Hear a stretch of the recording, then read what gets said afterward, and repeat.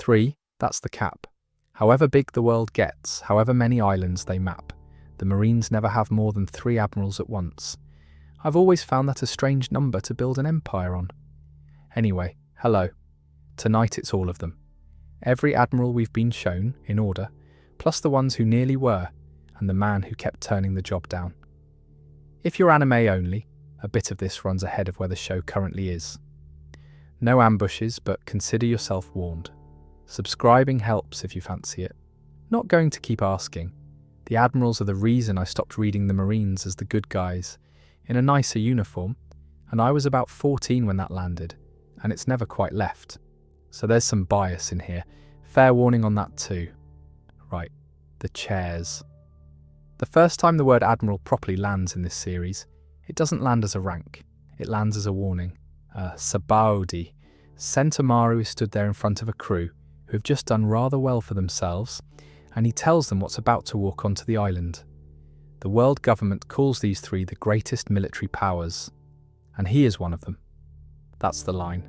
Not a rank, not a job description, a category. 3 people in the entire world sorted into their own tier. And that's the bit I think people skim past because it's easy to hear Admiral and think of it as a normal military ladder. It isn't. In a world with hundreds of islands, 4 emperors, an ocean nobody can fully map, and a government that owns most of the surface of the planet, the Marines cap this rank at 3, not 3 per region. 3. Full stop. If you want to be an admiral, someone has to leave. So let's do the ladder properly, and then we'll never have to do it again. At the top of the Marines, you've got the Fleet Admiral, 1 person running the whole force. Below him, 3 admirals. Below them, the vice admirals, and that's where a lot of the names you know actually sit. Garp, Tsuru, Smoker, and subordinates like Tashigi, that whole bench. Then Rear Admiral, and down through the ranks until you're at the poor lad, polishing a cannon on some rock in East Blue. Above the Fleet Admiral is where most people's mental map just sort of stops. There's a Commander-in-Chief, who sits above the Fleet Admiral and runs the world government's military as a whole. We'll get to him properly later, because he's a genuinely odd little corner of this series. And above that, the 5 Elders. And above them, well, that's a different video. Now the actual power that comes with the rank. Admirals and the Fleet Admiral are the only people who can call a buster call. If you've somehow got this far without one landing near you, a buster call is 5 Vice Admirals and 10 battleships sent to a single location with instructions to erase it. Not raid it, not occupy it, erase it. It's not a battle plan, it's a delete key, and once it's pressed, nobody can unpress it, including the person who pressed it. That's the part that always gets me. The Marines built a weapon that even they can't call back, and then handed the trigger to 4 people. And that authority isn't given out based on strength. It's given out based on trust. The world government doesn't hand you the delete key because you're strong. It hands it to you because they're confident about what you'll do with it. Remember that one. It explains a career we'll come to in a bit. While we're doing groundwork, 2 more quick ones, and then I'll stop teaching and start talking. Devil fruits. There are 3 types, and the rarest is Logia. A Logia user doesn't just control an element, they become it. You swing at them, your fist goes through smoke or light or magma, and you're the one who gets hurt. Most of the admirals we're going to talk about tonight are Logia users. That is not a coincidence, and I'll come back to why. And Haki, very quickly, because I'm not going to sit here and explain Haki at 1 in the morning. It's willpower made physical. One flavour lets you sense things, one flavour lets you harden yourself and hit things that shouldn't be hittable, which is how anyone touches a Logia user at all. And there's a 3rd kind that only certain people are born with. That's it. That's all you need for tonight.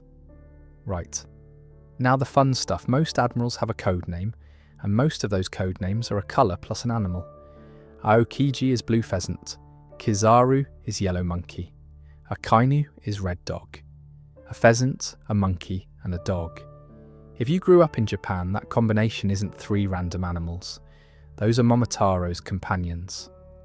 Momotaro is the peach boy. the folktale kid who's born out of a peach, goes off to fight demons on an island and picks up 3 animal companions on the way. A dog, a monkey, and a pheasant. That's the trio. Those are the 3, in the order they join him.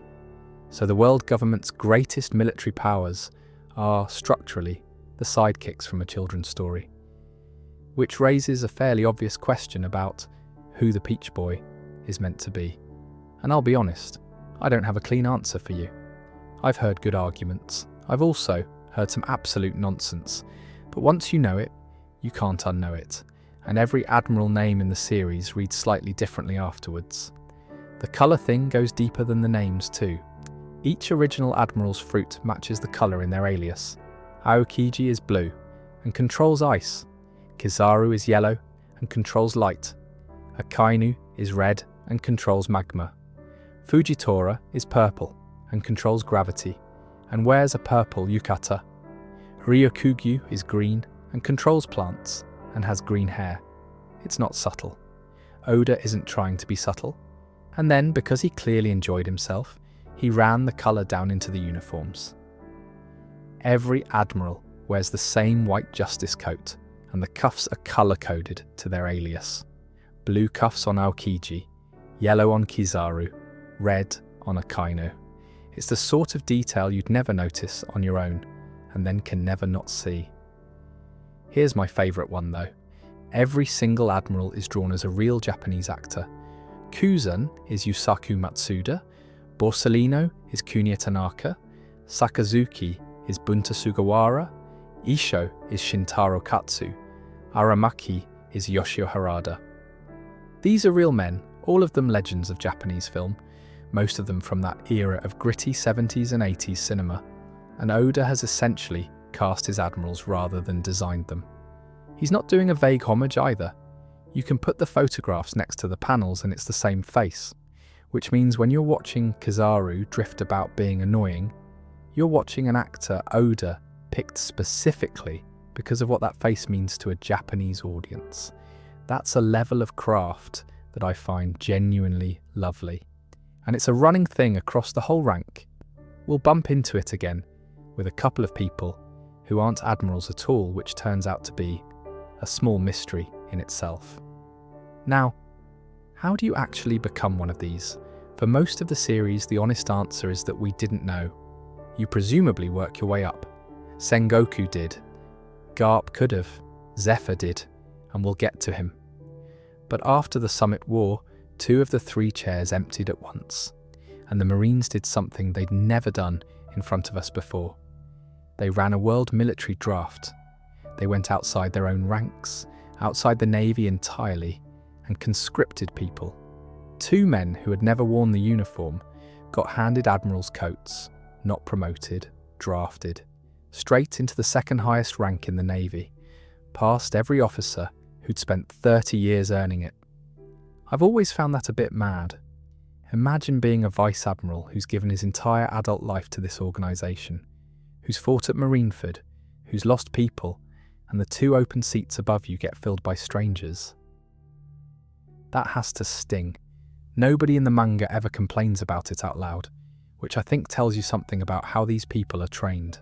The last thing to set down before we start on actual humans is the justice question, because it's the spine of every character in this video. The Marines don't have one philosophy.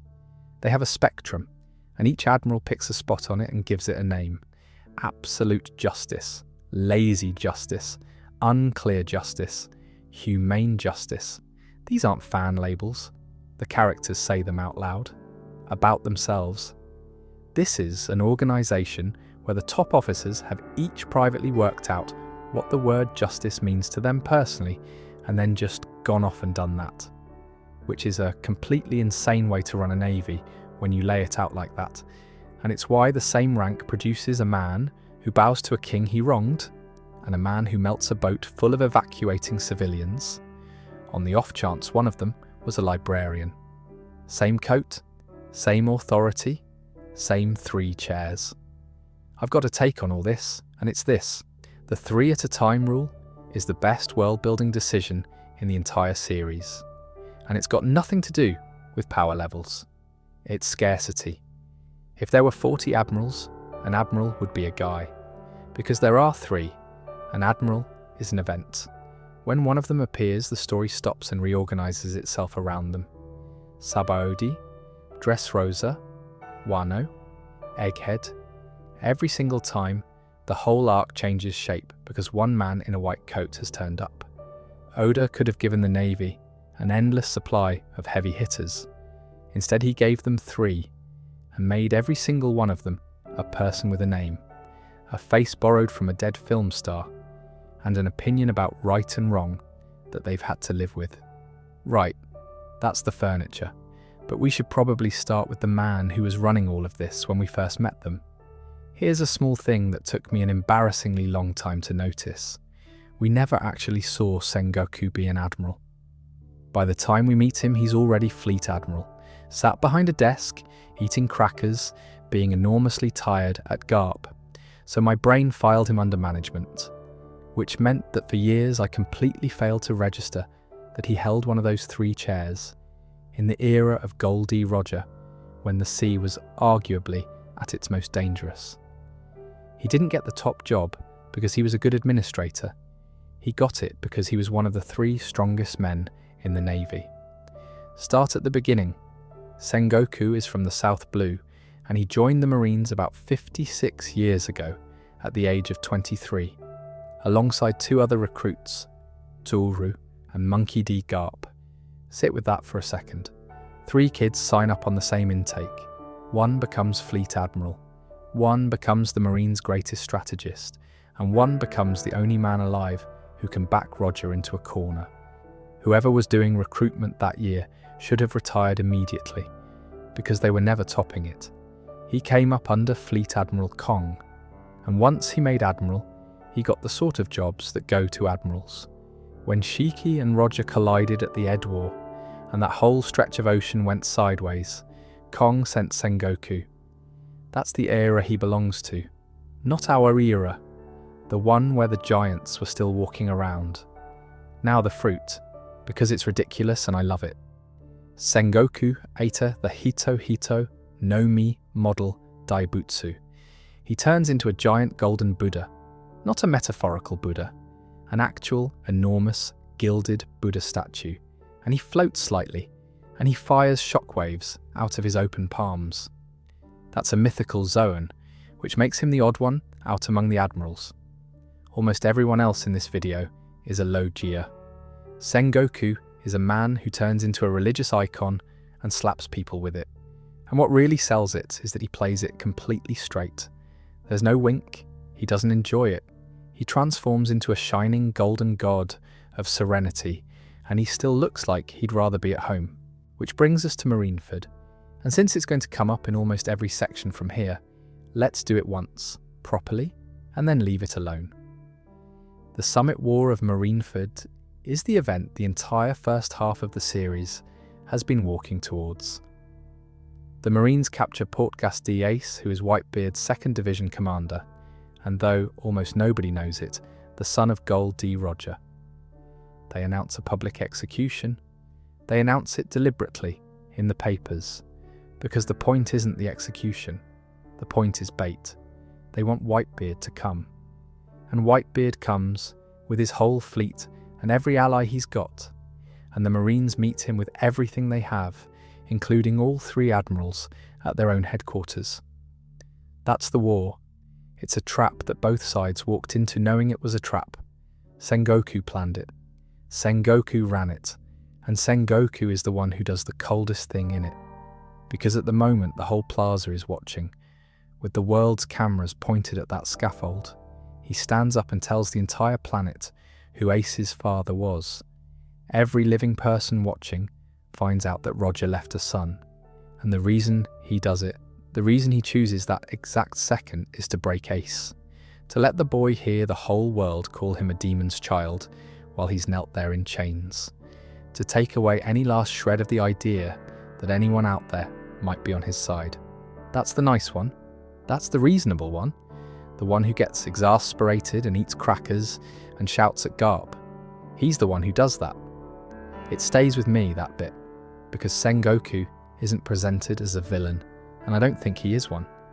He's presented as a man doing a job at the largest possible scale, and the job required breaking a 20-year-old's heart in front of the world. So he did it, and then he had to go on living afterwards. There's no monologue. He doesn't seem to enjoy it. That's somehow worse. And it doesn't work, by the way. That's the other thing. He plays the cruelest card in the deck, and Whitebeard just tells Ace he's proud of him anyway. 2 weeks after the war ends, Sengoku goes to Kong and resigns.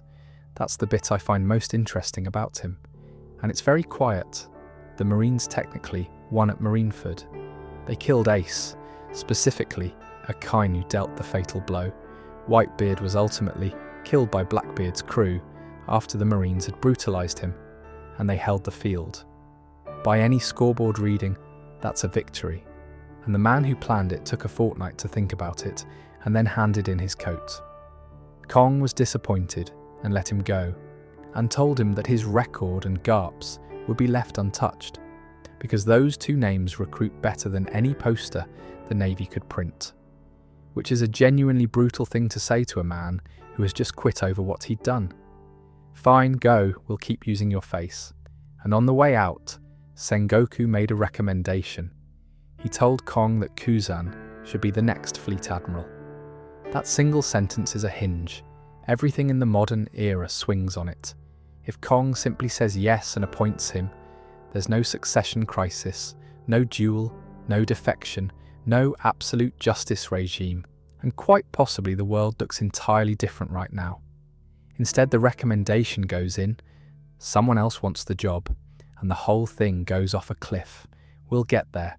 Retirement for Sengoku means General Inspector, which mostly seems to mean he wanders about giving people advice they didn't ask for, and I have to say, it suits him enormously. And then, this is the part I love. At 79 years old, 2 years out of the job, he goes and helps put down Jack, one of Kaido's all-stars, a man with a $1 billion+ bounty who fights like a tank and does not stop. Sengoku, Fujitora, and Tsuru handle it between them. 3 pensioners. The Beast's pirates never mention it again, presumably out of embarrassment. He also knows more than he lets on. There's a lovely running thread where Sengoku is fully aware that Fujitora has been letting pirates walk, and he just doesn't file the report. He notes that Sakazuki would probably forgive it if Fujitora apologised. Fujitora, obviously, does not apologise, and Sengoku seems quietly delighted about the whole thing.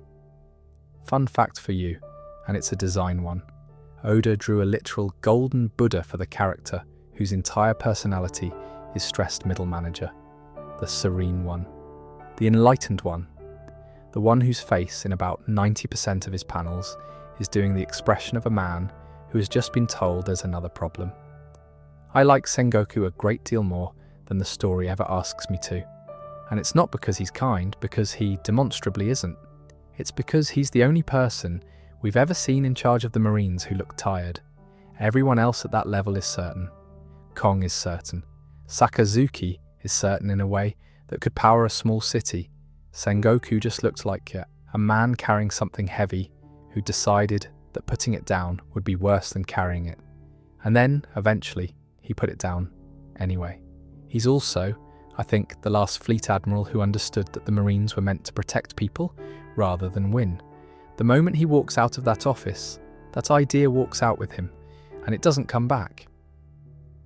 Anyway, since we're on the subject of that generation, the intake of 56 years ago, the 3 kids from the South Blue, there's someone who should have been sat in one of those chairs, was offered it repeatedly, and simply refused to be. So how is the most famous Marine alive still a Vice Admiral at nearly 80? Because it doesn't make sense on paper. Monkey D. Garp is the man they call the hero of the Marines. He's the only person in history who could seriously go at Roger and make it a conversation rather than an obituary. He was there at God Valley. He was there at God Valley. There is no version of the Marine Corps' history where his name isn't in the first paragraph. And his rank is Vice Admiral. The same rank as Smoker. The same rank as several people whose names I genuinely cannot remember without looking them up. The reason is not that they didn't offer. They offered constantly. Kong, back when he was Fleet Admiral, pushed the promotion on Garp again and again through the entire Roger era, and Garp turned it down every single time, which, from everything we're shown, drove Kong absolutely up the wall. He respected the man enormously and could not understand why he wouldn't take the coat. And the reason Garp wouldn't take it is beautifully simple. Because if you make Admiral, you report directly to the Celestial Dragons. That's it. Below Admiral, you take orders from the Navy. At Admiral, you take orders from them, from the people in the bubble helmets who hunt human beings for sport on a scheduled basis. And Garp looked at that trade and decided he'd rather be a lower-ranked man who could still look at himself in a mirror than a higher-ranked man who couldn't. So he stayed where he was. For decades, he let people who were, frankly, nowhere near him get promoted past him, because the promotion came with a leash and he wasn't putting it on. And what I find remarkable about that is this. It reorganised the entire top of the Navy. If Garp takes the job at any point in that 30-year window, Sengoku probably never becomes Fleet Admiral, because Garp's the obvious successor, and everyone knows it. One man's stubbornness quietly redrew the command structure of the world's largest military, and he did it by saying no, repeatedly, to his boss for over 50 years. You'd think that would come up more often. It comes up almost never. Now, the other side of Garp, and it's the side I'd argue matters more. He's a teacher. That's what he actually did with all that time he spent refusing to be promoted. There's a scene I adore, and it's a throwaway. Commodore Branyu is at a ship graveyard near Marine Base G1, showing Full Body and Django around, and he takes them out to look at two absolutely ruined battleships, wrecked, caved in. And he explains what they are: battleship punching bags. Garp used them. Him and his student. They'd go out and hit these things until they fell apart. And the rule they had, this is the bit, the rule was no haki, no devil fruit powers, nothing, just fists. So the damage you're looking at on those two enormous warships was done by two men's bare hands over an unknowable number of years. Branyu's showing them off like museum pieces because that's exactly what they are. Garp's philosophy of training, as far as we can tell, was hit that until you can hit that. And you can trace his students through the whole organisation. Kobe and Helmeppo and Prince Gruss sat in his lectures. Kobe, being Kobe, went off and secretly trained on the side by punching a decommissioned warship. Because of course he did. He was raised in that tradition, whether he realised it or not. And the man he trained alongside on those battleship bags, back before any of this, was Kuzan. But we'll come to him. Now, Hachinosu. And I'm going to do this properly here, once, because it's Garp's, and then when it comes up again later, we'll be looking at it from the other side. Blackbeard's lot take Kobe, they grab him off Amazon Lily, and the detail that gets left out of most retellings is that Kobe traded himself, he handed himself over, in exchange for 800 Marine soldiers and a battleship that Blackbeard was going to take anyway. So he wasn't captured, he volunteered, and Garp comes for him, personally, into Pirate Island, the fortified home base of an emperor, with a handful of sword operatives. And for a while he's just having a lovely time. He knocks San Juan Wolf, who is the size of a small mountain range, clean into the sea. Vasco Shot tries to set him on fire, and Garp sets the Blackbeard pirates on fire and throws them at each other. He's nearly 80, and he's fighting an emperor's entire crew at once and winning. Then Kobe falls for a trap. Someone playing a hostage turns out to be a pirate, and Shiryu goes for him with a katana, and Garp puts himself in front of it. Takes the blade through the body to keep the boy alive, and then, stabbed, he gets back up and carries on. The rest of it is him and Kutsan, his own student. They punch each other properly, haki on haki, and the explosion takes the both of them off their feet, and Garp's on the ground telling Kobe not to panic, that justice wins in the end. Go, get on the ship. And the last we see of him He's been run through with a sword of ice. He's freezing solid. He's surrounded by the whole Blackbeard crew and he's laughing. Next morning's paper had 3 headlines. Kobe rescued, Garp missing, and Luffy barricaded on Egghead with a fleet closing in. Missing. Not dead, missing. Now here's the fun fact, and it's the one that reframes the entire fight for me. Garp taught his recruits a lesson. If you can only save one, if it's an old man or a baby, and you've got one hand, you save the young one. Always. That's the rule. He drilled it into them. And when Kuzan had to pick who to fight on that island, he had a choice. He could go for Kobe, or he could go for Garp. And he went for Garp, which meant Kobe got out. His own student beat him using his own lesson. Kuzan finally understood what the old man had been on about, and the way he demonstrated it was by putting a sword of ice through him. I don't know what to do with that. I think it's one of the best things Oda's ever written, and it lives in my head rent-free. My opinion for what it's worth, and I want to be clear. This isn't a theory because I don't have one. I don't think Garp is gone. I've got no evidence. I've got no clever reading of a panel. I've just watched this man refuse to do the sensible thing for 80 consecutive years, and I don't believe he'd start now. But I'll say the honest part too. It would be so like this series for that to be it. For the hero of the Marines to go out on some rock, off the page, in a paper headline, because he went to fetch one kid. He never took the promotion. He never got the coat. He never reported to the Celestial Dragons a day in his life. And the last thing he did with the rank he refused to trade up from was walk into an emperor's house to get a boy back. That's a better ending than the coat would have given him. Honestly. Now, the man who kept offering him that job is someone we've barely seen at all. Chapter 0, not Chapter 1. Chapter 0, the one-shot Oda did about the day Roger died. The day the Great Pirate Era started. There's a man in it receiving a report about Shiki clashing with Roger, and he's clearly important, and he's clearly in charge, and I would bet actual money that a large chunk of the fandom read that page and never gave him another thought. That's Kong. And here's the thing about Kong that I find quite funny. There is a man who ranks above a Kainu, and most people watching this show have no idea he exists. Let me lay out the career, because it's a proper ladder, and it's one of the only complete ones we have. 38 years ago, at God Valley, Kong was an admiral. That's when he's on the board, one of the 3, in the era when Rox D. Sebek was the most dangerous man alive. And what he does on that day is get on a Den Mushi and call Garp, who is on holiday, and tell him to get to God Valley immediately, because the Rox pirates are there. So somewhere in that story, an admiral rang a vice admiral on his time off and said, "Drop everything, we need you specifically," and Garp went. Then Kong becomes fleet admiral.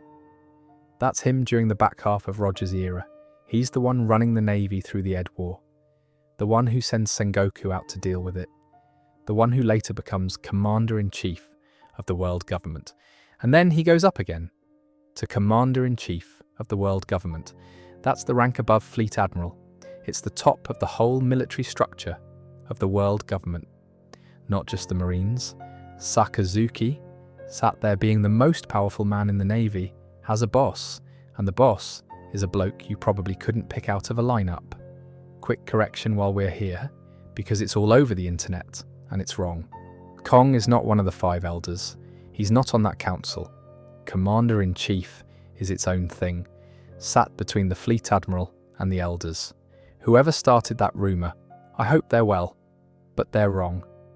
What we know about him personally is thin, and I'll be upfront about that rather than pad it out. He's got a strong sense of justice, though nobody's ever told us which flavour, which, given everything we've established about this organisation, is a fairly important gap.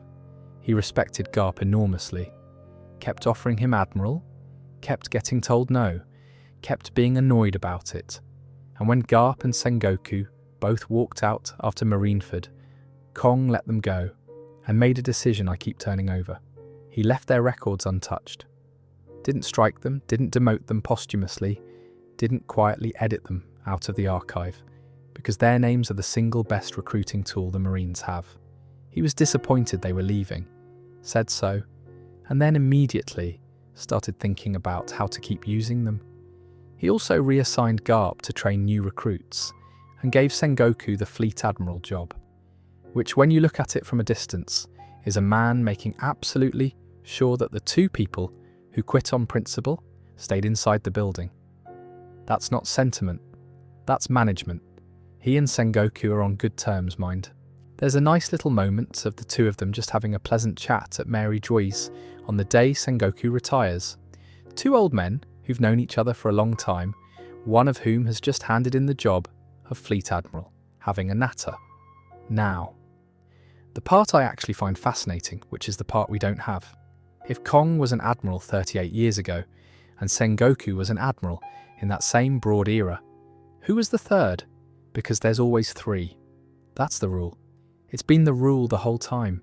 So there is a man or woman out there in Roger's era, wearing that coat, standing next to Kong and Sengoku, and we have never been told a single thing about them. Not a name, not a face, nothing. And that's not one gap. Run the maths across the whole history of this rank, and you've got decades of empty chairs. Every time someone retires, someone gets promoted. Between Kong's era and Sengoku's era, and the era where Aokiji and Kizaru and Akainu were coming up, there are almost certainly a dozen admirals we've never met, who did enormous, world-altering things, who exist somewhere in Oda's notes and probably nowhere else. That's the bit that gets me more than any power ranking ever has. There's a whole generation of these people out there, names in a file, and we'll most likely never learn one of them.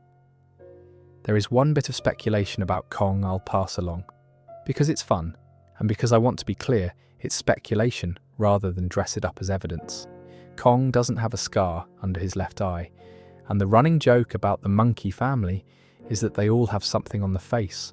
Luffy's got his scar under the left eye, Ace had his freckles, Sabo's got the burn.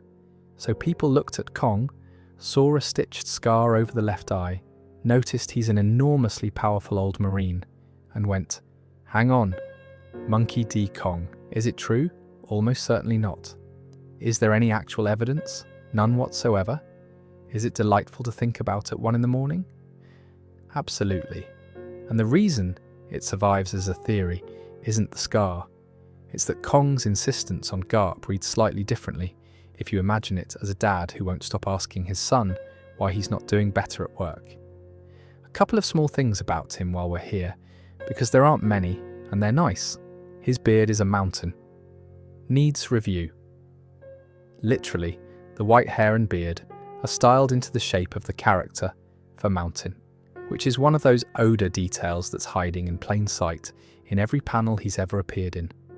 He's got a sleeveless black shirt, absolutely covered in medals, and a green armband, and the whole effect is of a man who's been decorated so many times that they've run out of chest. He's also never been shown fighting, not once, not a single panel of Kong throwing a punch in a series that has spent 25 years showing us people throwing punches. So we have no idea how strong he is. None. We know he held an admiral's chair, and we know he ran the Navy, and by the rules we established at the start of the evening, that means he was one of 3 people in his era who qualified. But as for what he actually does, what fruit he ate, if he ate one, what he looks like when he's angry, nothing. He is the highest ranked Marine we've ever been shown, and he's a complete blank. And I'd argue that's on purpose.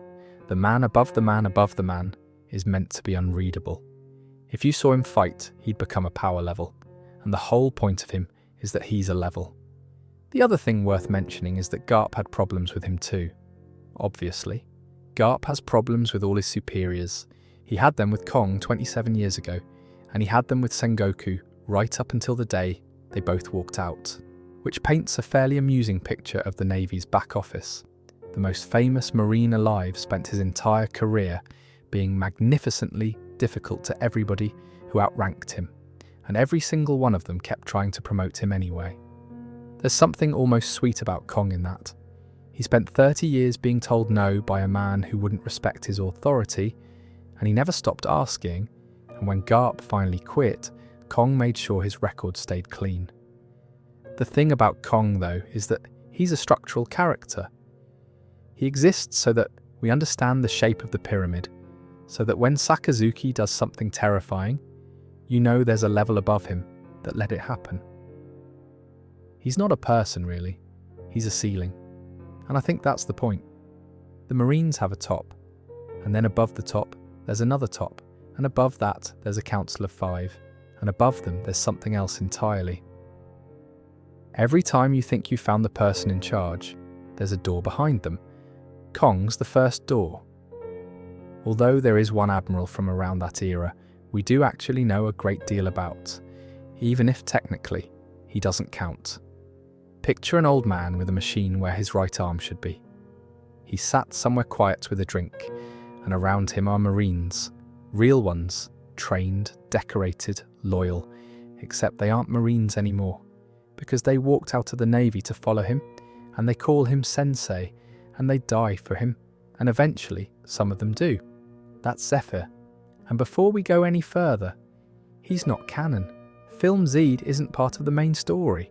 Oda designed him, Oda supervised the film, and Oda has been happy enough to let him sit in the wider mythology. But if you're keeping a strict list, he doesn't go on it. I'm including him anyway, because he's too good to leave out, and because he's the only admiral in the entire series with no devil fruit. Not chose not to use one, not lost it, never had one. He got to the second highest rank in the Navy, in an era stuffed with monsters, on fists and haki alone. His epithet was Black Arm, and that's the sort of name that sounds like flavour text until you work out what it's describing. His arms went black when he fought, because his armament haki was that good. He earned that nickname after we, the audience, even had a word for what haki was. Somewhere in the background of this series is an old man, who was already the best in the world, at a thing the story hadn't got around to explaining yet. He joined at 14. He wanted to be a hero. And I mean that literally, by the way, because this is the detail that did me in when I first heard it. The name Z isn't a code name. It isn't a rank or a title or something the Navy gave him. When he was a small boy, he invented a superhero, made him up, gave him a name, Z, and went around playing him, beat up bullies, protected a little girl and her doll. That's who Zig was, a game a child invented, so he could be brave. Then he grew up and went and did it for real. First proper battle at 18, over with G5, which if you know, G5 is a fairly brutal place to start. Somewhere around his late 20s, he worked out that the Marines are not, in fact, always the heroes, and he stayed anyway, because he still thought the thing could be what it said it was. Then his family were murdered by a pirate. He put in his resignation, and his superiors talked him out of it, and he stayed and he kept his rank, and eventually he moved into teaching. And this is where he becomes the most important man in the Navy that nobody talks about, because look at the register. His students include Sakazuki, Borsellino, Kuzan, all three of them, the classic trio, every admiral of the pre-time skip era, taught by the same man. And it doesn't stop there, the list runs long.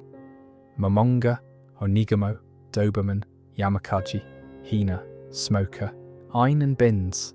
That's not a class, that's the whole Navy. Zephyr taught them, all of them. The magma, the light, the ice, the smoke, the lot. Every scary Marine you've ever been frightened of learned how to stand up straight from the same bloke. And then it happened again. His training ship got attacked. His students, the ones on board, the ones he'd taken out to sea to teach, were killed. Nearly all of them. Ein and Bins got out, and Zephyr lost the arm. He went to the Marines and asked for justice, and the Marines told him no, because the pirate responsible had been given a pardon and made a warlord. That's the moment. Everything else follows from that. They took his family, and the organisation shrugged. They took his students and his arm, and the organisation handed the man a badge and a title, and told Zephyr the matter was closed. and he'd given them 60 years. He'd handed them their entire officer corps, and they looked at him and said, "Sorry, he's useful now." Which is why I think he's the argument against the Marines that the Marines cannot answer. Not the soft version, not the Navy has some bad apples, not the system's a bit compromised. Many other critics of the world government in this series are pirates or revolutionaries, and you can wave them off as biased if you want to. He isn't. He's them. He did everything right for 60 years, better than anyone alive, and they looked him in the eye and chose the pirate. Which is, I suspect, exactly why he isn't canon. So he left, and he built the Neo Marines, and he raised a flag, and he set out to kill every pirate in the world, and anyone who protected them, and that included the Navy he'd spent his life inside.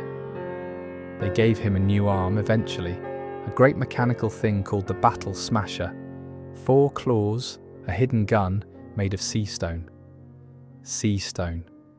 Built specifically to hurt devil fruit users, which is, when you sit with it, a prosthetic engineered to be effective against the exact kind of people he spent his career training.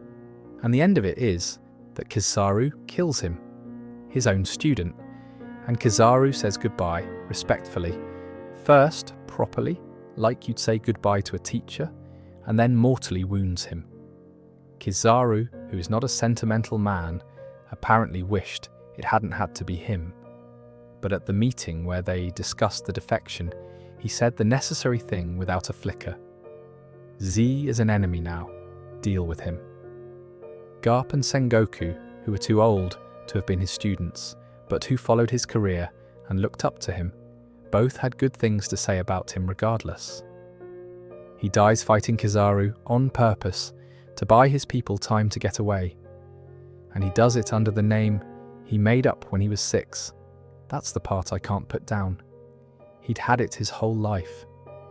Carried it around from a street game into a uniform and up through 60 years of an organisation that eventually took everything off him.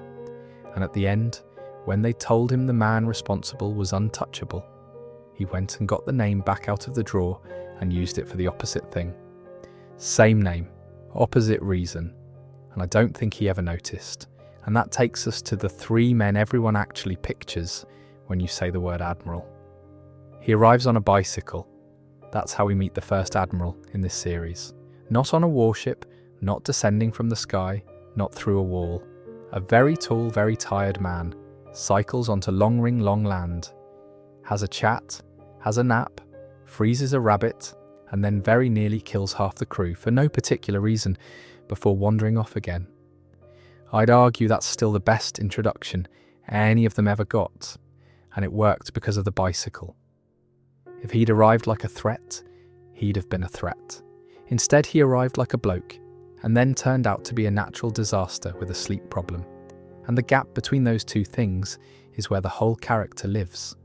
Kuzan, Hie no Mi, ice, and his own personal doctrine, which he named himself, Lazy Justice, which sounds like a joke and mostly is and also isn't. Lazy Justice means he does the minimum. He doesn't chase what he doesn't have to chase. He doesn't finish what he doesn't have to finish. And every so often that laziness is the only thing standing between someone and the delete key. It's not mercy.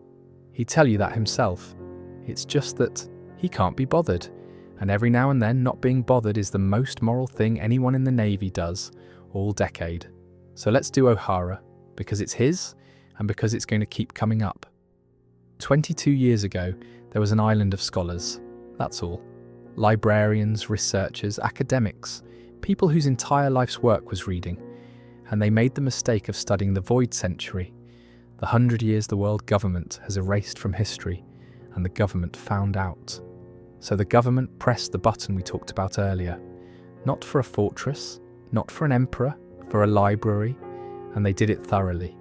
The ships came, the shells came, the tree burned, and a stretch of ocean full of people who had never hurt anyone in their lives stopped existing.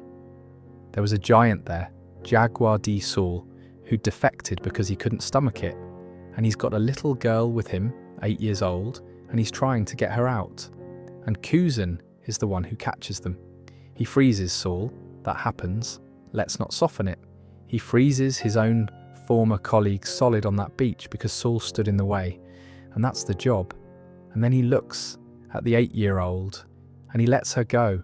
He gives her a frozen path out to sea and tells her to keep going, and he tells the rest of the Navy he handled it. And then he goes back to work and doesn't think about it for 22 years. That's lazy justice. That's the whole doctrine in one gesture. He couldn't be bothered to kill a child, so he didn't. And then he went and had a nap. And every single thing that happens in the back half of this series happens because of it. Every poneglyph read, every step towards Laughtale, all of it traces to a man who was too tired to finish a job properly. Now Garp trained him. We did the battleship punching bags already, so I won't go back over it. But hold that image next to the man on the bicycle, because it's the same person. Those wrecked ships at G1 have Kuzan's knuckle prints on them. Marineford, I'll keep brief, because it's not his story. He's there. He does an enormous amount of damage. He freezes an ocean. He is, by any reasonable reading, doing his job with roughly the same enthusiasm as a man filling in a tax return. It's not his war, he fought it anyway. And then Punk Hazard. This is the one. This is the fork in the road for the entire modern world, and it's one of my favourite bits of off-screen history in the series. Sengoku resigns. On the way out, he says Kuzan should get the job, but Sakazuki wants it too. And the Navy, the largest, most bureaucratic organisation on the planet, an institution with a rank structure so rigid that people go their whole careers without moving, resolves the question of who runs it by having the two candidates fight. Not a vote, not a committee, a fight. They went to Punk Hazard, which at the time was a closed-off, uninhabited island, and they fought for 10 days. 10 days. And when they were done, one half of the island was permanently on fire, and the other half was permanently frozen, and it stayed that way. Not for a while. That's just what Punk Hazard is now. Two men had a disagreement about a promotion, and the geography never recovered. Sakazuki won, and Kuzan, rather than serve under him, took the coat off and walked. Which is the bit that people gloss over, and shouldn't. He didn't lose and get demoted. He lost, was presumably still going to be an admiral, and quit. He'd rather have nothing than take orders from that man. And then he vanished, for years. And when he came back, chapter 1081, the title of the chapter is Captain of the 10th Ship Kuzan.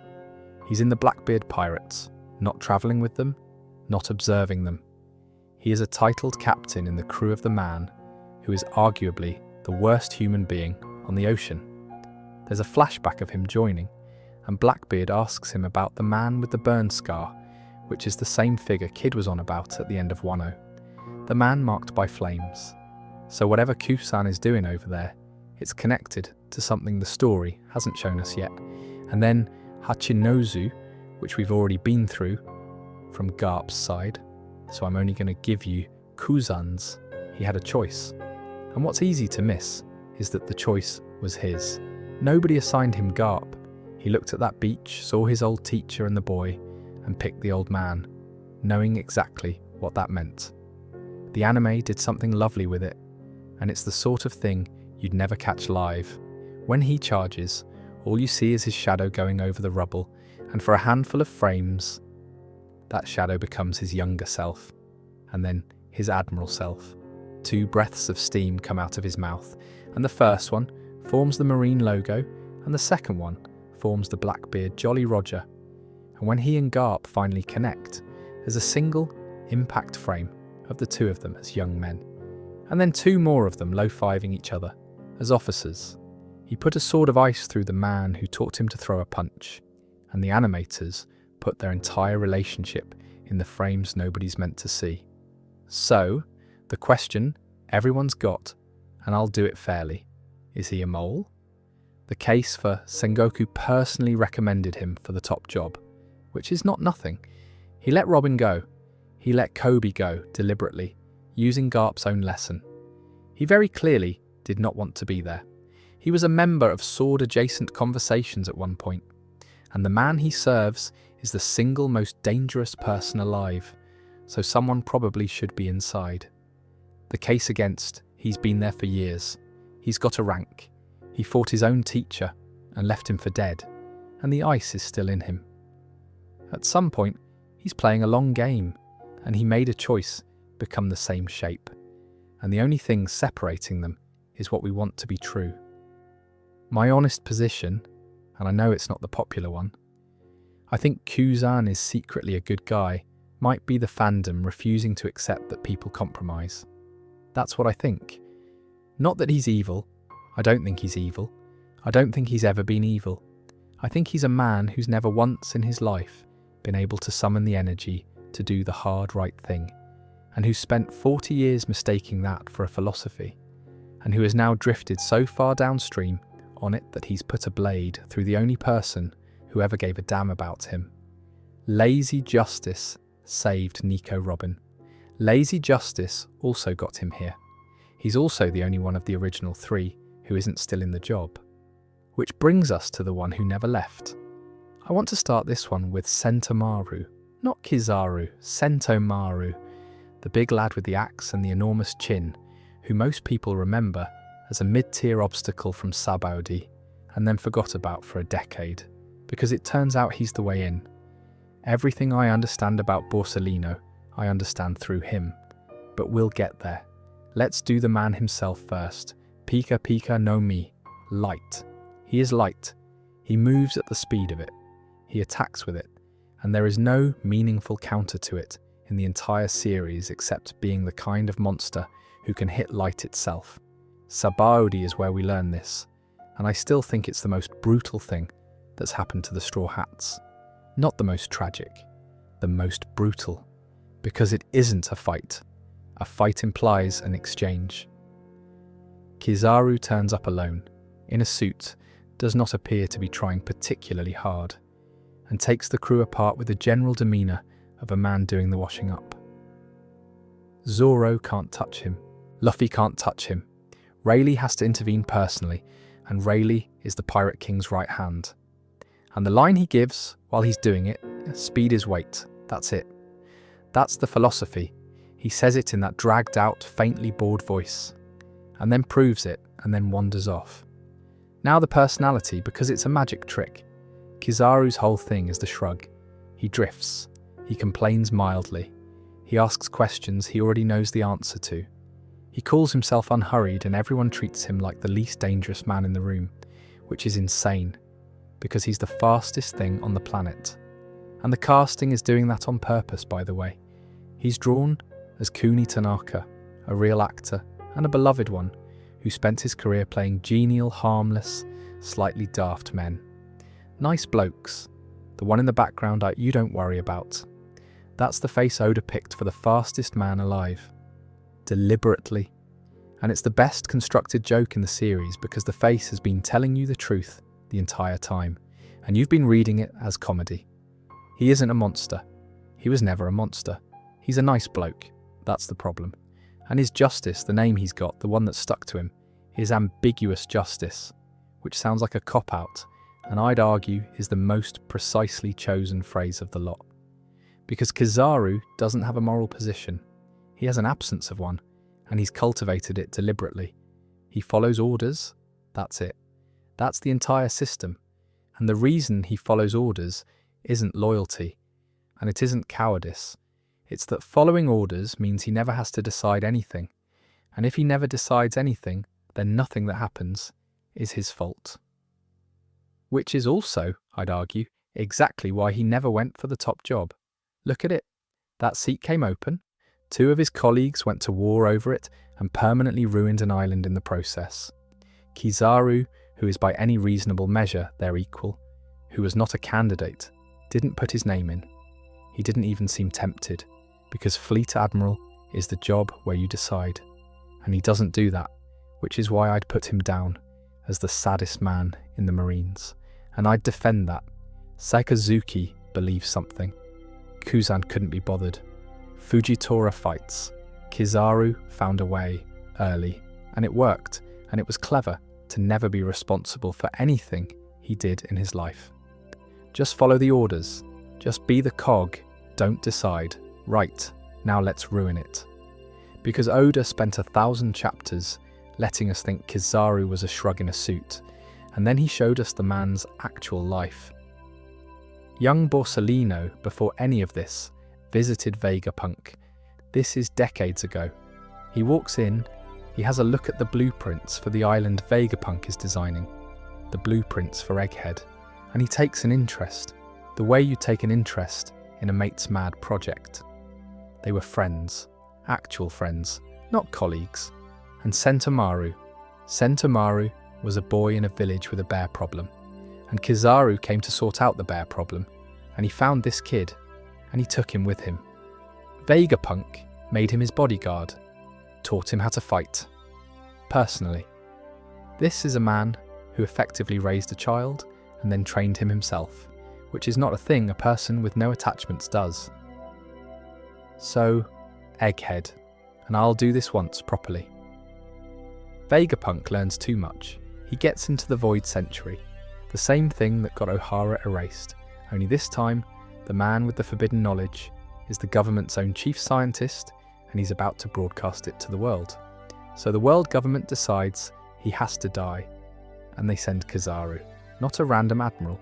They send the one who's known him longest, the one who looked over his blueprints, the one who's been visiting for decades. Whether they did that deliberately, as a test, or whether it was just the roster, nobody says. I have my suspicions, and the man goes. Obviously he goes. He's a cog in the machine. That's his phrase, not mine. He says it out loud, and cogs don't get opinions. But then Saturn, one of the 5 elders, tells him something reasonable. Says, don't let your feelings for Sentomaru get in the way. Go round him. He's not the target, he's an obstacle. Just skip him. And Kizaru says no. That's the moment for me. Not the fight, the refusal. He tells Saturn that his old friend has decided to make a stand against him, and that means he's owed a proper fight, and going round him would be an insult. He argues with one of the 5 most powerful people in the world about the correct way to knock out his own son figure. And then he wins in about 4 seconds, which is worse. It's so much worse, because it means the honour was real and completely useless. Sentomaru got the dignity of a real fight, and it changed nothing at all, and Vegapunk wasn't even shown watching it happen. Then Bonnie, who, and this matters, is not his target. She's a kid. She's Kuma's daughter, and she has her own history with Kizaru, and she goes for him, and he goes, intangible, and kicks her into a wall. And afterwards, out loud, he says he didn't want to. He tells Luffy, and he tells Vegapunk directly, that he's known the man too long, that he doesn't want to do this, that he doesn't want to draw it out. He's the only person in this entire series who apologises while doing it. Then Luffy grabs him. Gear 5th giant hand reaches out of a building and picks a Lightspeed Admiral out of the air like a doll, and Kizaru's face changes. Actually changes. Surprise! The man who has never once looked bothered by anything looks bothered. And then the bit that reframes the whole character. Later in that mess, Luffy's on the floor. Empty. He's burned through everything fighting Kizaru and Saturn, and he's lying there, unable to stand, begging for food, because that's how his body works, and if he doesn't eat, he's finished. And food appears. Nobody knew where from. It just turned up. And people speculated for ages, and the story heavily implies it was Kizaru. He went and got food and delivered it at the speed of light to the pirate he was sent to stop. He made no move to arrest Sentomaru afterwards either, just left him. And then in chapter 1124, with Egghead burning behind him, Borsalino stands there, visibly distressed and conflicted over his fleet admiral. The shrug in the suit, crying, shouting at Sakazuki, 40 years of doing what he was told, and not one thing on the whole run of it that you could put on a charge sheet. He never once said no, except to Saturn about the fight, which changed nothing. Anyway, the man he was shouting at is someone who's never had a moment of doubt in his life. 2 things are true about Sakazuki at the same time, and I've never been able to make them cancel out. He is the villain of the Marines. Not a villain, the villain. If you asked a room of fans which Marine they'd most like to see get hit by something enormous, it's him, unanimously, and it's not close. And he is also the only one of them who does exactly what the job description says. Both. At once. That's the section. I'm not going to resolve it for you because I don't think it resolves. Magu Magu, Nomi, Magma, which the fandom has spent 15 years arguing about because magma beats fire, apparently, and I'm not doing that tonight, it's late. Absolute justice, his own words, his own doctrine, and unlike the others, there's nothing cute about the name. Absolute means absolute. Evil must be destroyed, all of it, every time, regardless of cost, regardless of who stood next to it, regardless of whether the evil in question is a man or a possibility.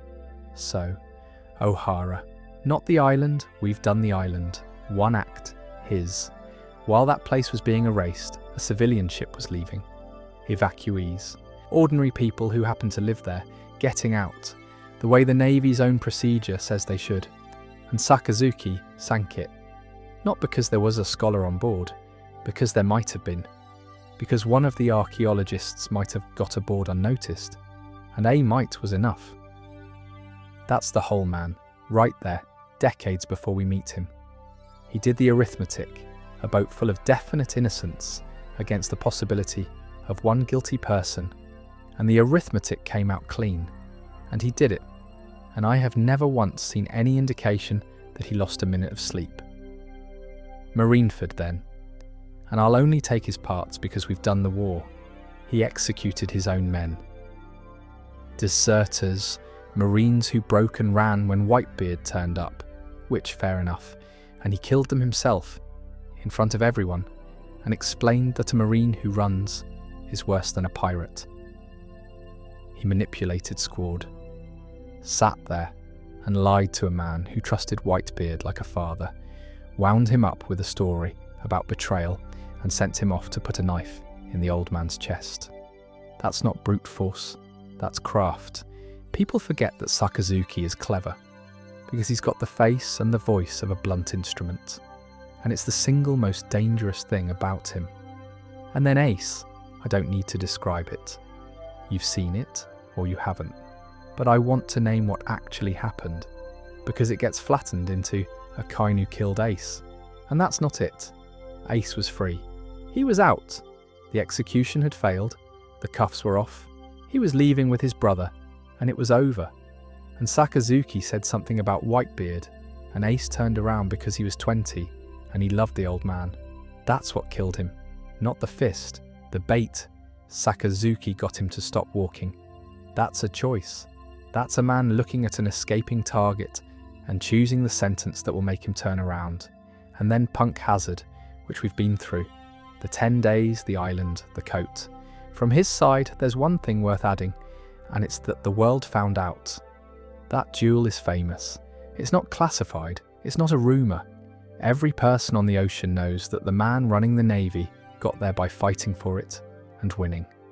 That's a message, and he's never once tried to soften it. Then Fleet Admiral, and the doctrine goes from being one man's opinion to being policy for the entire world's military. And what does he do with it? He goes after Fujitora constantly. We'll get to that. He sends Ryokugyu to fetch him. He calls his admirals up to check where they are and tell them not to do anything unnecessary. He is structurally a micromanager with a planet. And on Egghead, he's the one giving the order that has Kizaru stood in the ashes, shouting at a Den Den Mushi. Now here's the uncomfortable part, and it's the reason I can't just file him under villain and go to bed. Sakazuki is consistent. He has never, not once in the entire run of this story, done a single thing that contradicts what he says he believes. Never. He's never made an exception for a friend. He's never let one go because he liked them. He's never been bought, never been flattered, never softened for a pretty story. When it was his own men, he killed his own men. When it was a boat of civilians, it was a boat of civilians. When it was the hero of the Marine's grandson's brother in front of the entire world, he did it in front of the entire world. Do you know how rare that is? In this series, in any series, everyone else bends. Kuzan bent for a child. Fujitora bends constantly. Kizaru bends and then cries about it. Sakazuki has held one shape his entire life. And that's not a virtue. That's the point. That's so much worse than hypocrisy. A hypocrite has a gap in them you can get a hand into. He hasn't got one. Garp's view of him is worth a mention because Garp is the only person who says it out loud. He told Sengoku that if he hadn't been physically restrained, he'd have killed Sakazuki over Ace. Not fought, killed. And Garp has never once acknowledged the man's rank. Doesn't respect the promotion. Doesn't consider it. Treats him exactly the same as he did when he was an admiral with a bad attitude.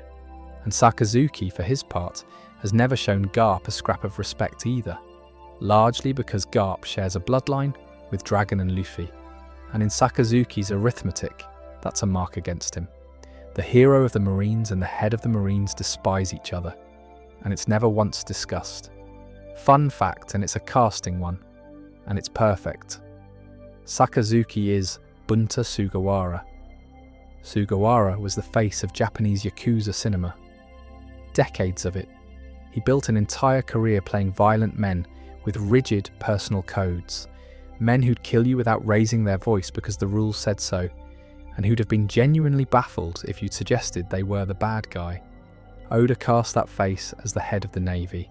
Not the pirates, the Navy. My honest take, and it slightly annoys me about myself. I don't hate him. I want to. Everyone does, and I understand exactly why, and I'm not going to sit here and tell you Ace deserved it, or that any of it was fine, because it wasn't. But he's the only one of them who isn't lying. Kuzan named a doctrine to cover for the fact that he couldn't be bothered. Kizaru named a doctrine to cover for the fact that he wouldn't decide. Sakazuki named his and then went and did it every day for his entire adult life at enormous personal cost to a man who by all appearances has never had a single friend. He's what the world government actually wants. He's the honest version of the thing. Every white coat, every buster call, every erased island, that's the machine's real face. And everyone else in that building has spent their career finding polite ways not to look at it. And he just looks at it and says, yes, correct, more. That's not a monster. Monsters are easier. That's an institution that's finally got the man it deserved. And the reason he frightens me more than any pirate in this series is that he's not an aberration. He's the job, which makes it fairly remarkable that the very next admirals appointed were, in almost every possible way, his opposites. A blind man in a gambling den playing dice. He can't see the table. Everyone in the room knows he can't see the table. So they cheat him. Obviously, they cheat him. He's an easy mark. He's a bit of fun. He's the sort of thing that happens to blind men in gambling dens all over the Grand Line on any given Tuesday, and then he takes it extremely badly. That's Isho. That's how we're introduced to him, more or less, and it tells you everything. This is a man who lets the world underestimate him, right up until the precise moment he decides not to. He was drafted. We covered the mechanism earlier. The Navy went outside itself, and Isho was one of the two men who came in through that door, straight into a white coat, having never served a day. And look at what they got. He's about 54. He's blind, and he blinded himself, deliberately, on purpose. There's no accident, no illness, no enemy. At some point in his life he'd seen enough of what the world actually looks like, and he decided he was done looking at it, and he did something about it. And now he doesn't have to, which is an extraordinary thing to know about someone before they've said a word to you. There is a man walking around at the top of the world's military who has opted out of seeing it. And the Navy looked at that and went, perfect, give him a coat. Zushi no Mi, gravity. And it's a paramecia, not a logia, which makes him and Sengoku the two odd ones out of the whole set. He is also, by some distance, the most terrifying of them on paper, and nobody talks about this either. Kizaru is light, Sakazuki is magma, Aramaki is a forest. Isho pulls meteors out of the sky. Not a metaphor, he points his sword upwards, and rocks come down through the atmosphere and land on the city. He does this in a populated area, in front of everyone, and he fights with a shikomizui, a cane sword, a blind swordsman with a cane sword and a gambling habit. That's Zatoichi. That is straightforwardly Zatoichi, the most famous blind swordsman in Japanese cinema, and Oda drew him as Shintaro Katsu, who played Zatoichi in about 24 films. He didn't even hide it. He didn't try. He just put Zatoichi in the navy and gave him gravity. Right. Dressrosa. Once properly. Doflamingo is a warlord. He's also secretly running Dressrosa as a dictator, having stolen the throne from King Riku by framing him for atrocities Doflamingo committed with a devil fruit. It's been going for a decade. Dressrosa's population believes King Riku is a monster, and Doflamingo is their saviour. And the world government allows Doflamingo to operate as a warlord because a warlord is useful. And Isho gets sent there to arrest 2 pirates, and he works it out. Not all at once, but he's a man who listens rather than looks, and things don't add up, and he keeps pulling at it. At first he sides with Doflamingo. That's the bit people forget. He hates the warlord system, he's suspicious of the man, and he works with him anyway, because there are civilians on that island, and the pirates are the immediate threat. Pragmatism. Protect the people in front of you. And then the birdcage comes down, Doflamingo drops a cage of razor wire over the entire country and starts a bloodbath. And Isho changes his mind completely, because now the pirates are the best chance those people have got, and he'd rather be right than consistent. And then he does the thing. After it's over, with the country in pieces and Doflamingo beaten, Isho goes to King Riku. And Riku is trying to take the blame, because that's who Riku is. And Isho tells him not to, tells him to stop, and then he kneels. An Admiral of the Marines, on his knees, in front of a king, on live broadcast, apologising on behalf of the world government for handing a monster a badge and letting him do this. For 10 years, he gets his men to do it too, and a visual Denden Mushi carries it to the neighbouring islands. That is the single most subversive act any Marine has ever committed, and he did it with his forehead on the floor. Because look at what it cost the government. Their entire operating model is that the Navy doesn't make mistakes. When Crocodile turned out to be running Alabasta, they buried it. Never happened. Smoker and Toshigi say this out loud. They're stood there watching, and the thing they clock is, he's not letting them cover it up. That's the significance, not the apology. The broadcast. He also, throughout, is letting people go. Luffy and Law walk, Sabo walks, and there's a lovely small moment where Sabo mentions not wanting to lose another brother, and Isho just pauses, doesn't argue, sits with it, and then answers him respectfully, like a man who understands. And Sengoku knows. Sengoku knows the whole time that Fujitora has been letting pirates go and defeating the ones menacing them, and doesn't report it, and mentions that Sakazuki would probably forgive it if he apologised, and Fujitora, obviously, does not apologise. Then the Leverly, and this is the part I cannot believe doesn't come up more. Isho goes to Mary Juai's. He's not supposed to be there. T-Bone challenges him about it, and he points out, reasonably, that Mary Juai's isn't a marine base. So what exactly is the problem? Sakazuki is apoplectic and sends Ryokugyu to remove him. And Ryokugyu turns up with the order and has no intention whatsoever of carrying it out. And while he's there, he works Riku and King Cobra of Alabasta in a private room. 3 men having a conversation, and the 7 warlords of the sea system, a structure that has existed since before the story started, that props up half the world's balance of power, that gave Crocodile Alabasta and Doflamingo Dressrosa and let Zephyr's family go unavenged, gets voted out of existence, gone, abolished, by a blind man with with a walking stick who was drafted 2 years ago. That is the largest structural change to the world in the entire series, and it was done from inside the building, without ever disobeying an order badly enough to get removed. He didn't defect, he didn't raise a flag, he just went to a meeting. And then, during the raid on Mary Juai's, when the revolutionaries came for the slaves, Isho got in Ryokugyu's way, made himself an obstacle, slowed his own colleague down so that people in chains could run, and permitted them to escape. The bit that always gets me, though, is smaller than any of that. In Dressrosa, some of Doflamingo's men try to take advantage of him, because he's blind. They think he's a mark, same as the dice game, and Luffy, who Isho is there to arrest, who he has been actively fighting, saves him. And Fujitora thanks him, an admiral thanking a pirate, for a kindness out loud. And then goes straight back to trying to arrest him, because that's the job, and he's not a hypocrite about it either.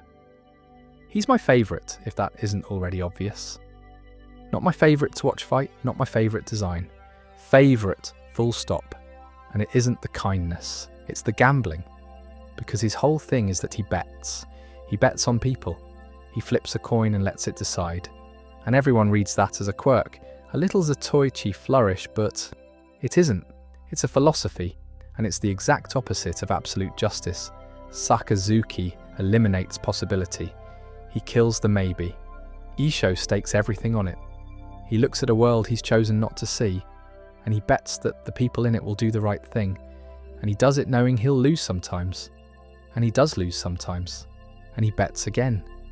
He was appointed on the same day as the man we know the least about. Let's do a list of things we don't know about this man. We don't know when he joined. We don't know who trained him. We don't know what he was doing during Marineford or Ohara or any of it. We don't know his relationship to most other characters in the series. We don't know why the government picked him. He was appointed on the same day as Fujitora. He appeared as a silhouette at the reverie, sat in a chair, saying almost nothing, and then nothing, for hundreds of chapters, a shape in a room, which honestly is the most effective thing Oda could have done with him, because by the time he actually turned up in Wano, the fandom had built him into something enormous purely out of the space where a character should have been. Right, Mori Mori no Mi Forest. Now this is a logia, and it's the strangest one in the series, and I don't think that gets said enough. Every other logia is an element. Fire, ice, light, magma, smoke, sand, gas, physics, weather, things. Aramaki's element is alive. Trees, roots, flowers, grass, mushrooms.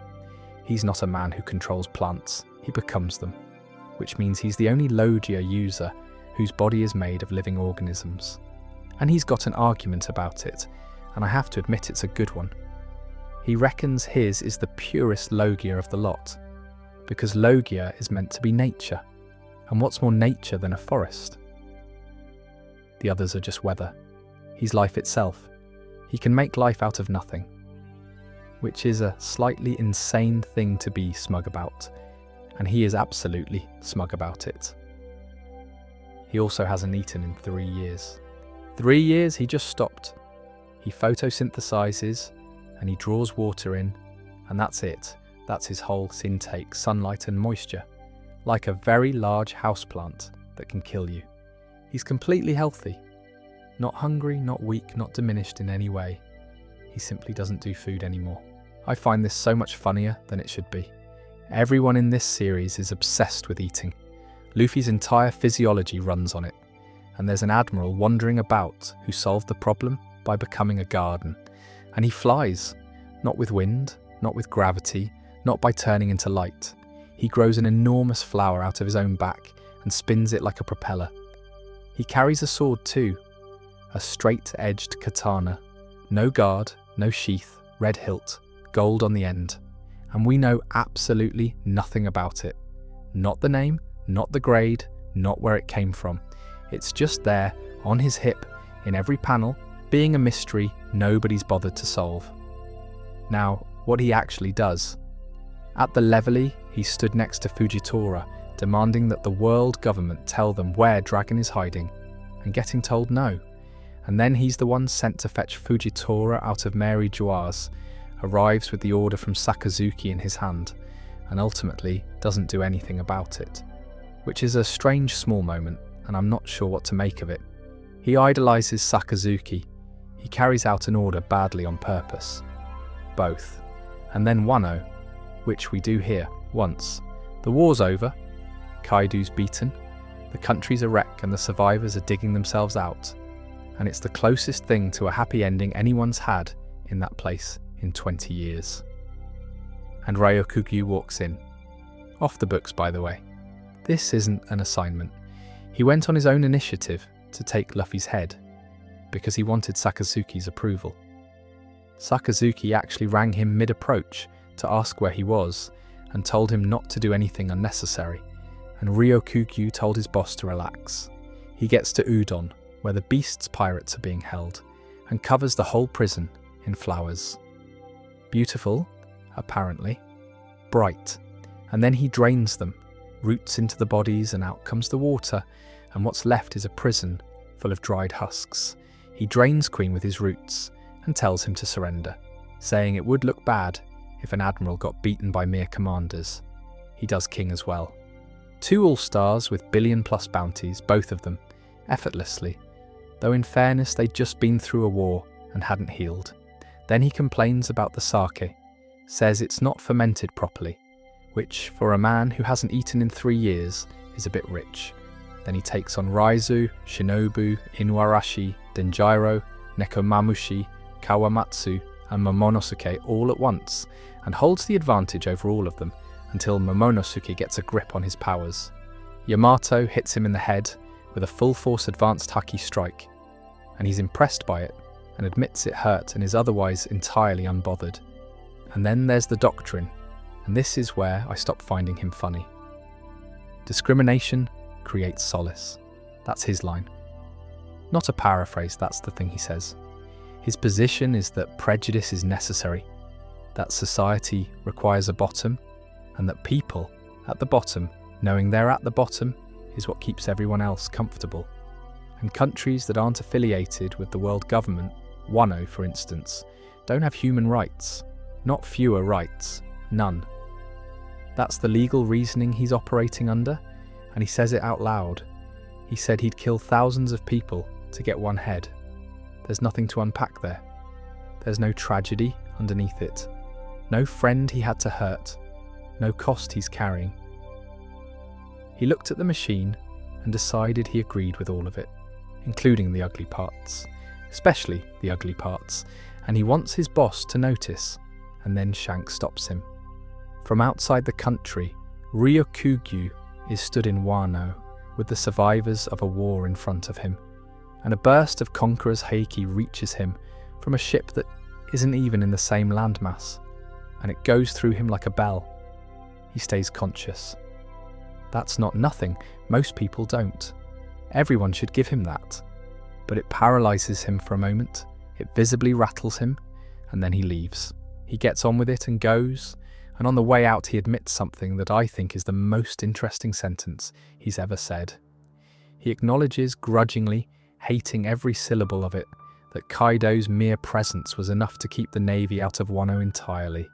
Not a fight, not a fleet, the fact of him. So there you go. One of the 3 greatest military powers in the world, and his professional assessment is that there are individual men on the ocean who function as no-go zones. Fun fact, and it's a fandom one. Before we got his real name, essentially nobody in the English-speaking world could spell or pronounce Ryokugyu. It's got a long vowel in it, and everyone gave up. So we all just called him Green Bull, the literal translation, and honestly, most of us still do. Oda eventually gave us Aramaki, and it made no difference whatsoever. He's Green Bull. He'll always be Green Bull. And on the actor thing, since we're keeping score, he's Yoshio Harada, another giant of that same era of Japanese film. I've turned Aramaki over a fair bit, and where I've landed is this. He's the least interesting admiral to think about, and the most frightening one to look at. Least interesting because there's no contradiction in him. Everyone else in this video has a fault line. Kuzan's laziness, Kizaru's cowardice in a nice suit, Sengoku's exhaustion, Fujitori's bets, even Sakazuki, who I'd argue is the most coherent person in the series, has that one enormous crack where Garp's concerned. Ryokugyu hasn't got one. He believes the thing, he does the thing, and there's no gap between them, and no cost to him. And most frightening because he's the newest. He's what the Navy is recruiting now. Sengoku's generation is retired. Garp is missing. Kuzan's gone. Kizaru is stood in the ashes crying. And the man walking through the door, behind all of them, thinks prejudice is a public service, thinks entire countries don't have rights, and hasn't got a single friend in the world to lose. That's not the past of the Marines. That's the future. Now there's a bigger question sat underneath all of this, and the story keeps poking at it. Here's the arithmetic that nobody in the Navy wants to do out loud. There are 3 admirals, there are 4 emperors. That's the balance of power in this world, and it doesn't balance. It never has. The entire premise of the world government's military supremacy rests on the idea that these 3 men are the answer to the 4 most dangerous pirates alive. And there's one more of them than there are of you, and everybody involved knows it. The official position is that an admiral is a match for an emperor. That's the framing. That's why the rank is capped at 3. You don't need more, because each one is a credible answer to the biggest thing on the ocean. And I want to walk through the 4 times the story has actually tested that, because the results are more interesting than the theory. Start with Sabaudi. 1 admiral, no emperor present, and the outcome is total. That's the baseline reading. That's the panel everyone reaches for when they want to say the admirals are unbeatable. And it's fair, but it's also a top-tier fighter against a rookie crew, and Rayleigh, who is not an emperor, who is a retired first mate in his 70s, stops it, politely, without much apparent effort, which is a data point people tend to skip past on their way to the conclusion they wanted. Then Marineford, all 3 at once, plus the Fleet Admiral, plus the whole Navy, at home, with the terrain, against 1 emperor, who was ill and dying. And it was close, it was properly close. They won on the arithmetic, not on the fight, and the fight cost them enough that the man who planned it resigned a fortnight later. That should have been the moment the world clocked something. 3 greatest military powers, at full strength, at their own headquarters, against 1 sick old man and his lads. And it was work. Then 1-0. 1 admiral, alone, off the books, and he's doing very well, and then someone who isn't even in the country makes a noise, and he leaves. I want to be scrupulously fair about that, because the fandom does this one badly in both directions. Ryokugyu wasn't beaten, he wasn't touched, he stayed conscious through a burst of Conqueror's Heiki that reached him. That's a genuine feat, and he deserves it. But he left. That's what happened. He assessed the situation and went home. And his own private assessment, the one he grumbled out, was that Kaido's mere existence had been enough to keep the entire Navy out of that country for 20 years. 20 years of the world government simply not going somewhere because of 1 man, an egghead, 1 admiral and a fleet and 1 of the 5 elders against a crew and an island of scientists. And they got the job done. Vegapunk died, the island burned, and the crew got out anyway, and the admiral in question ended up crying about it. So what does the pattern actually say? It says the claim is roughly true and completely misleading at the same time. Yes, an admiral is a monster. Yes, one of them turning up reorganises the entire situation. But in 4 tests, the admirals have never once been the deciding factor on their own. At Marineford, they needed everybody. In 1-0, one of them walked away from a noise. At Egghead, one of them was actively sabotaging the mission by the end. The bit I keep coming back to, though, is that the emperors don't have this problem. There's no cap on emperors. Nobody appointed them. There's no committee, no draft, no chair to sit in. An emperor is just a fact. You become one by being that dangerous, and the title arrives afterwards to describe what already happened. Nobody gave Kaido anything. He simply was, and the paperwork caught up. Whereas an admiral is a job. That's the difference, and I don't think it's a small one. Someone had to decide there'd be 3. Someone had to draw up the coat and pick the colours and write the word on the back. Someone rings them on a den mushi to ask where they are. Every single thing that makes an admiral terrifying was issued to them by an office, and an office can take it back, which is why I've never found the versus threads all that interesting, honestly. Who'd win, admiral or emperor? It's the wrong question. Kaido didn't need to beat the navy. He just needed to exist somewhere they didn't fancy going for 20 years, and it worked. You can't do that with a rank. There's a smaller version of the same thing that I like even better, actually, and it's Rayleigh at Sabaudi. He's retired. He's a bloke who coats ships for a living and drinks too much and gets his kit repossessed. And he steps in front of an admiral, and the admiral stops. Nobody made Rayleigh anything either. He just kept being what he'd always been, quietly, for 20-odd years, doing a job nobody thought about. And the moment it mattered, the rank in front of him didn't count for anything. Which is maybe the honest summary of the whole arrangement. The world government can make an admiral. It's a form. It's a coat and a code name and a phone number. What it can't do is make somebody the sort of person that other people stop for.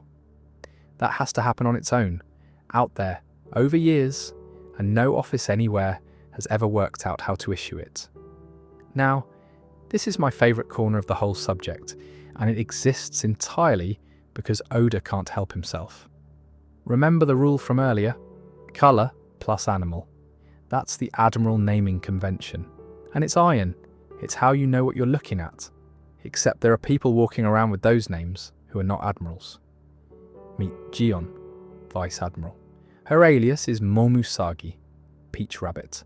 Momo is peach, short for Momoero, peach-coloured, which is how you say pink. Usagi is rabbit. Pink Rabbit, a colour and an animal by the book, exactly to spec. And she's a Vice Admiral. She was never made an Admiral. She was, during the time skip, considered a prime candidate for one of those 2 open chairs. She was in the running, she had the name, and the seat went to a blind stranger and a bloke who eats sunlight instead. She's drawn as Michio Kogure, by the way. Same rule as the men, same era of Japanese cinema. Then there's Chaton, also a Vice Admiral, also a prime candidate during the time skip. Also drawn from a real actor, Kiyoshi Atsumi, in his case, who is one of the most beloved screen presences Japan has ever produced. And there's Tokikake. And there's Tensei, who goes by Kuruma, Black Horse, and who runs the Marine Criminal Investigation Service, and whose rank has never actually been stated. Not once. He's drawn as Akira Kobayashi, and he's just sort of there, at the top of the organisation, being unclassified. Those 4 are the only non-admirals in the entire series carrying that naming scheme. That's it. That's the whole list of Marine Admirals, though a few other Marines also run around with colour and animal aliases, which raises a question I find delicious at 1 a.m. Does the code name come with the chair, or does it come with the shortlist? Because if it comes with the chair, then Gion and Chaton shouldn't have those names at all. They didn't get the job. And if it comes with the shortlist, then somewhere in a Marine Records office there's a list of people who've been assigned a colour and an animal in advance, sat waiting in case a seat opens. I like the second one enormously. The idea that the Navy has precast its future admirals, given them names, and is just waiting, like an understudy list. Somewhere out there is a Vice Admiral who's been carrying a code name for 20 years and nobody's ever needed to use it.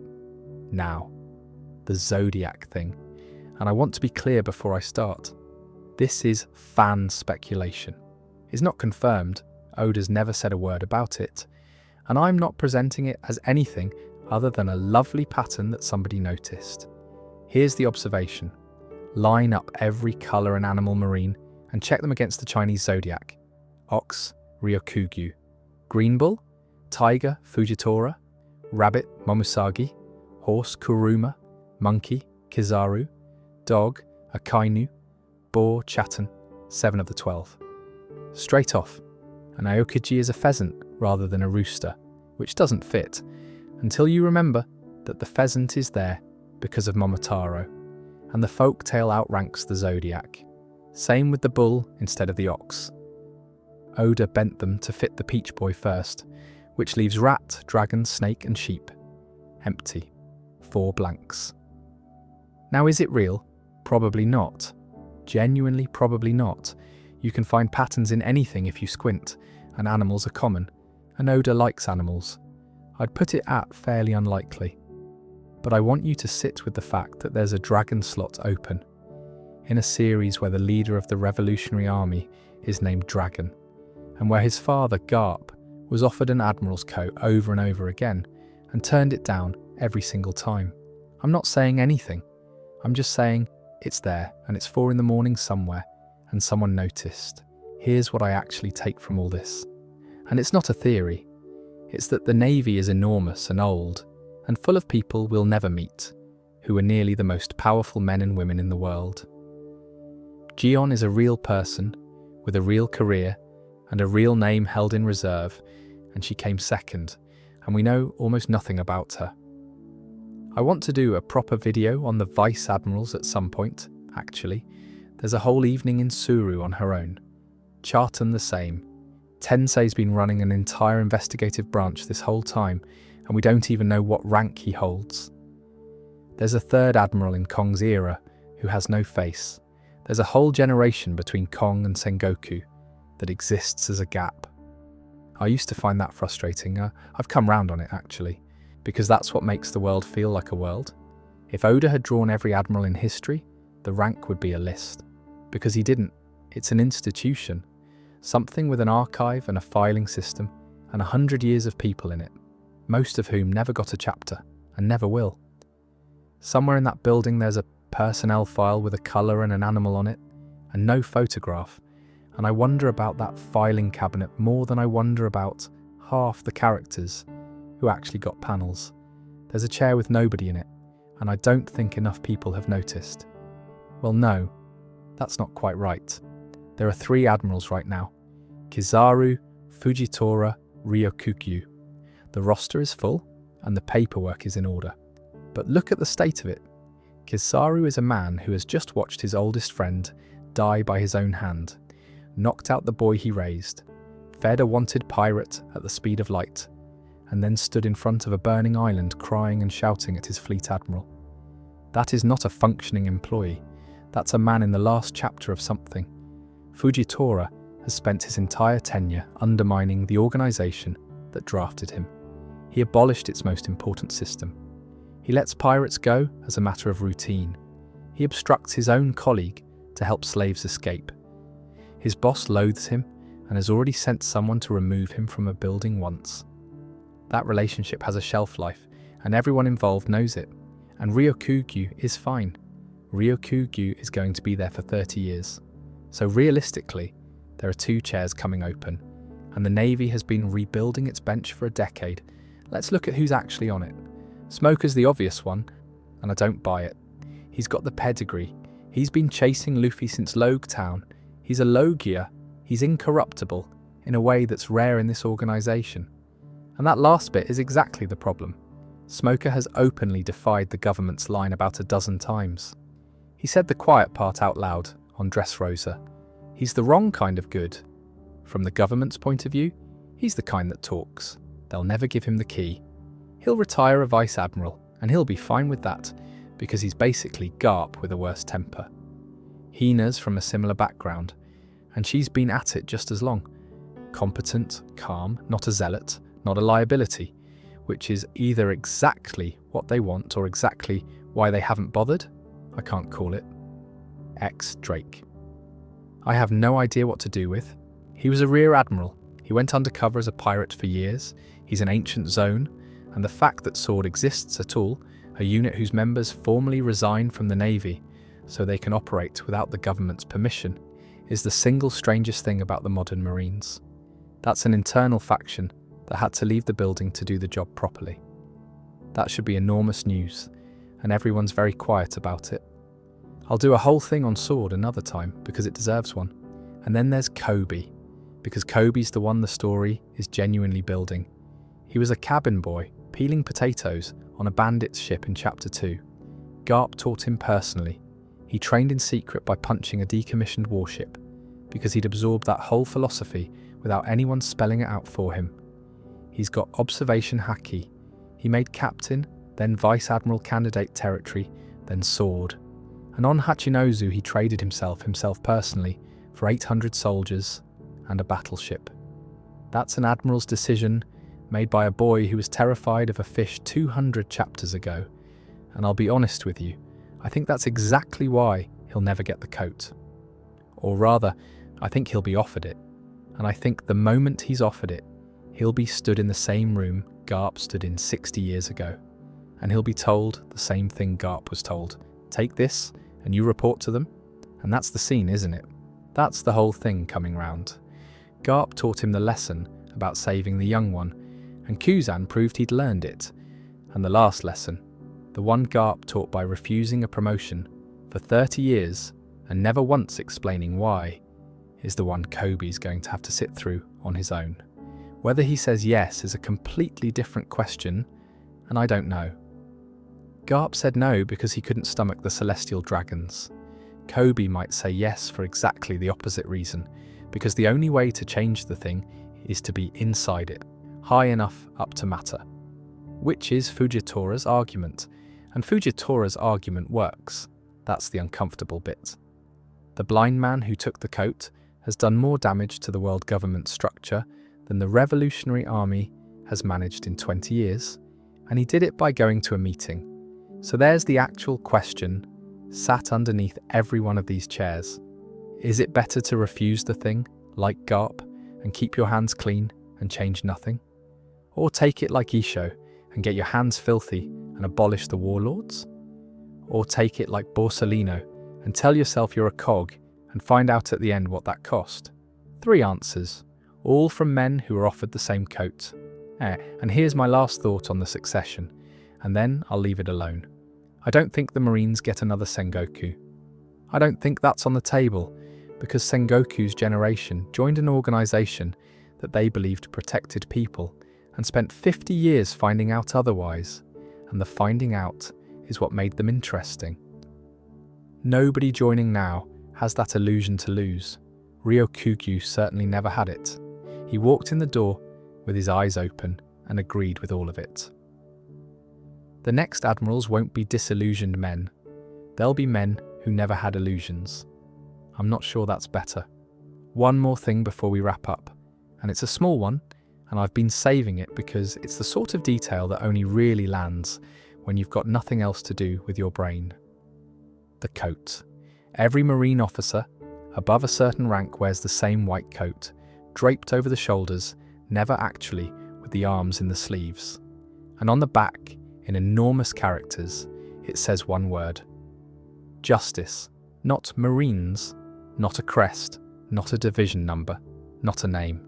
The word justice written across the back of every senior officer in the organisation, in letters big enough to read from a distance, which is such an extraordinary bit of design when you think about what we've spent the last 2 hours talking about, because it means that every single person in this video has been walking around with that word on their back the entire time, and each of them means something completely different by it, and none of them have ever had to look at it.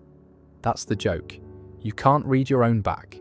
The word is aimed at everyone else, and the way they wear it tells you who they are, which is very much Oda's whole method. Kuzan wore his loose over a blue shirt and a sleep mask on his forehead, like a man who'd been handed a coat on his way out and couldn't be bothered to sort it out properly. Borsellino wears a yellow striped suit under his. A suit, not armour, not fatigues, a suit like he's going to a meeting he doesn't want to be at, which, arguably, is his entire life. Sakazuki wore red under his, with the cap, squared away. Every button where it should be. Isho wears a purple yukata, which is not a uniform in any sense, and which nobody has ever asked him about, because what are you going to say? He's blind, he's drafted, he pulls meteors out of the sky, and he's wearing what he likes. And Aramaki wears green trousers and no shirt at all. The colour coding runs right through it, as we said earlier, right down to the cuffs. And then there's this, which isn't a story fact at all, but sits with me anyway. Ryokugu has been voiced by two people. When he first appeared as a silhouette, back in episode 882, barely a shape in a chair, he was voiced by Keiji Fujiwara. And when he finally turned up properly, hundreds of episodes later, in Wano, he was voiced by Junichi Suwabe. The reason it changed is that Keiji Fujiwara died. He was one of the great ones. And he recorded a handful of lines for a man in shadow who wouldn't get a real scene for another 5 years. And then he was gone before the character arrived. There's something about that I find affecting, and I'm not going to make it into more than it is, but there's a version of Green Bull that existed for about 90 seconds, and doesn't anymore, and only a few thousand people ever heard it. The other one, and this is lighter, Ryokugu turned up in one of the anime openings, the Sekai no Owari one, and half the fandom paused it and went frame by frame trying to work out what he actually looked like, because at that point we'd had a silhouette and nothing else for years. That's what these characters do to people. A shape in a chair and we'll build him a personality, a fighting style, and a tragic backstory out of nothing while we wait. And I think that's the coat, really. It's a very good bit of costume design, because it does the same job the rank does. It tells you what to expect before anyone's said a word. White, draped, one enormous claim written across the back of it, and then whoever's underneath has to go and be a person inside that. I'll leave you with the thing I noticed while putting all this together, and then I'll let you get some sleep. For a rank within the organisation, the world government calls the greatest military power in the world, for the top of the entire military structure of the planet, almost every single one of these men is defined by something they didn't do. Garp didn't take the job, Kuzan didn't kill a child, Kizaru didn't arrest his friend, and didn't say no, and didn't decide anything. Isho didn't let them bury it, Zephyr didn't stay, and Sakazuki is the only one who's never flinched at anything in his life, and he's the one running it now. I don't know what to do with that. I don't think it's a lesson. I think it's just how the thing has turned out, and Oda's been laying it down for 25 years without ever once stopping to point at it. 3 chairs. That's still all there is. Somebody sat in one of them tonight, somewhere out on that ocean, being told where to go. Sleep well.